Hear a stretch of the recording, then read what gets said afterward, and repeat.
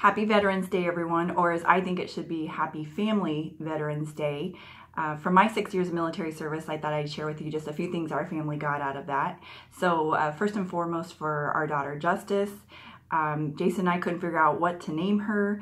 And in the military, I'd been Sergeant Justice for years, and I was too cheap to change out the name tags on all my uniforms. My fellow military will understand what I'm talking about.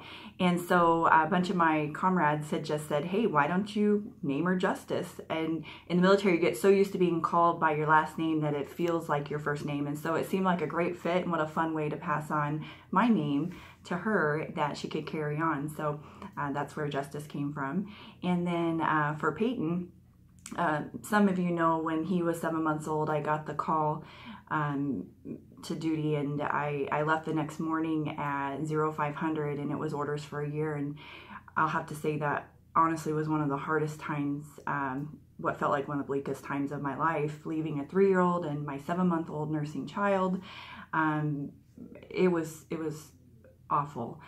But at the same time, you know, when he came back, there were some issues with anxiety and stranger danger, and I had this terrible guilt and just having to reconnect and figure out who we were. And we were able to pull in some health services to help us with counseling and get through that. But in hindsight, you know, I'm actually okay with it. Because it helped make us stronger as a family, and it helped my son learn how to cope and deal with stressful situations and anxiety and how to overcome that.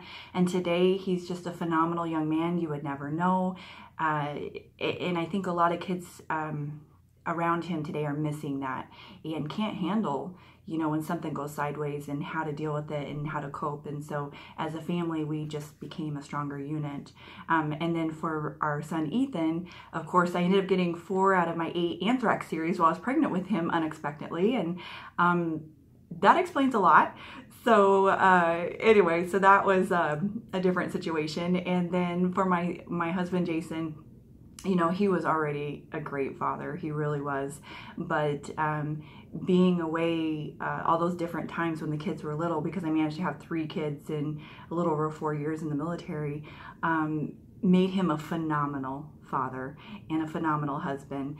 And you know how sometimes where there's that couple where the one always pays the bills and takes care of the mortgage and picks the kids up from daycare and drops them off from daycare?